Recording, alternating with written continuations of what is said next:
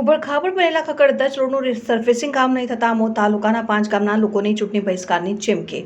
5 ગામના લોકોએ આમોદ નાયબ મામલતદારને આવેદનપત્ર આપ્યું। આમોદ તાલુકાના 5 ગામના લોકોએ ઉબડખાબડ બનેલા ખકડધજ રોડનું રિસર્ફેસિંગ કામ નહીં થતાં આજરોજ આમોદ નાયબ મામલતદાર હેતલ ચૌધરીને આવેદનપત્ર આપી ચૂંટણી બહિષ્કાર કરવાની ચીમકી આપી હતી। આમોદ તાલુકાના મચ્છાસરા, માંગરોળ, તેણવા, વલીપુર, હેતમપુર ગામના આગેવાનોએ આજરોજ નાયબ મામલતદાર હેતલ ચૌધરીને આવેદનપત્ર આપી રજૂઆત કરી હતી કે આછોદથી લઈને તેણવા સુધી 10 કિલોમીટર સુધીનો રસ્તો ખૂબ જ બિસ્માર હાલતમાં છે।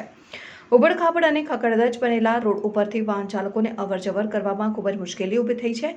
આ 5 ગામના લોકોનો તબીબી ક્ષેત્રે તેમજ અન્ય ક્ષેત્રે પણ આમોદ સાથે દૈનિક વ્યવહાર જોડાયેલ છે, જેથી બિસ્માર બનેલ રોડને કારણે દર્દીઓ, પ્રસૂતા બહેનો, વૃદ્ધો અને બીમાર વ્યક્તિઓને વાહન મારફતે અવરજવર કરવામાં ખૂબ જ મુશ્કેલીનો સામનો કરવો પડે છે। ગ્રામજનોએ તંત્રને અનેક વખત રજૂઆત કરવા છતાં કોઈ પરિણામ નહીં મળતા તેમની ધીરજનો અંત આવતા 5 ગામના લોકોએ આગામી ચૂંટણીનો બહિષ્કાર કરવાની તંત્રને લેખિત ચીમકી ઉચ્ચારી હતી। તારીખ 25ના રોજ આમોદ તાલુકાના આછોદ, મચ્છાસરા, માંગરોળ, વલીપુર, દેનવા, ઈતમપુરાના ગામજનોએ આજે આવેદનપત્ર આપવા આવેલા છે। આ રોડ એટલો બધો ભયંકર ખરાબ છે કે ના પૂછી વાત। 2-4 ફૂટના લાંબા પહોળા ખાડા પડી ગયેલા છે। વર્ષોથી આ રોડ બની શક્યો નથી। સરકારની જવાબદારી છે કે રોડ, રસ્તા, પાણી, લાઇટ અને શિક્ષણ, આરોગ્ય આ બધી સેવાઓ એમને કરવાની હોય છે, પણ સરકાર આ બાબતમાં નિષ્ફળ ગયેલી છે। આ રોડ પર ધારાસભ્યો, સંસદ સભ્યો જઈ શકે છે, રોડ જોઈ શકે છે, પણ સરકારશ્રીને ખાલી વોટની જ ચિંતા છે, રોડની કે કોઈ આમ જનતાની કોઈની ચિંતા કરી નથી। અત્યારે આજના પેપરમાં સંદેશની અંદર ભરૂચની આવૃત્તિમાં એક લેખ આવેલો છે કે વિધાનસભામાં પ્રશ્ન પૂછ્યો હતો કે ભરૂચ જિલ્લાની અંદર કેટલી શાળાઓ જર્જરિત છે। 142 ભરૂચ જિલ્લાની અંદર 127 શાળાઓ જર્જરિત છે અને 82ને ઓરડાઓ નથી। આવી શાળાઓ છે।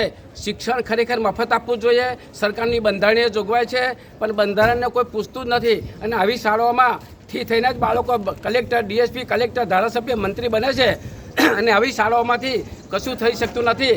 અને એક લેખની અંદર આવ્યું છે, અંકલેશ્વર તાલુકાનું ગામ છે આલિયાબેટ, એની અંદર કન્ટેનરમાં બાળકો ભણવામાં આવે છે।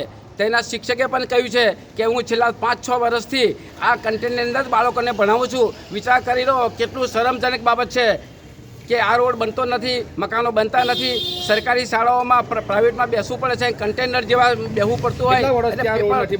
આ રોડ છે 7 વર્ષથી 8 વર્ષથી 10 વર્ષથી આસપાસ 10 વર્ષથી આ રોડ બન્યો નથી અને બનાવવામાં આનાકાની કરે છે। હવે જ્યારે કોઈ નેતાઓને પૂછે છે ત્યારે કે અમે કોન્ટ્રાક્ટ અપાઈ ગયો છે, બધું અપાઈ ગયું છે, પણ કશું થયું નહીં, ખાલી વાતો જ કરતા હોય છે। વોટ આવે તો ભલી મોટી વાતો કરે છે, પણ કોઈને કામ કરવાની કોઈને તમન્ના નથી એમાંથી। 2006 થી આ રોડ બનેલો નથી।